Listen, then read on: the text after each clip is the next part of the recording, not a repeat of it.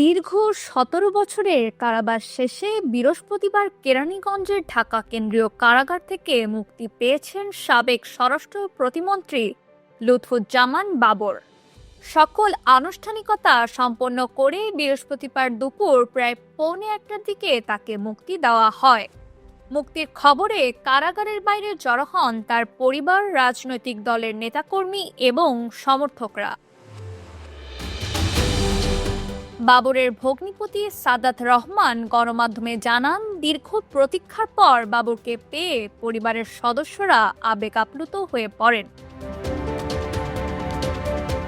সম্প্রতি ১০ ট্রাক অস্ত্র মামলা সহ তার বিরুদ্ধে থাকা সব মামলায় তাকে খালাস দেওয়া হয়েছে, ফলে তার দীর্ঘ কারাবাসের অবসান ঘটে।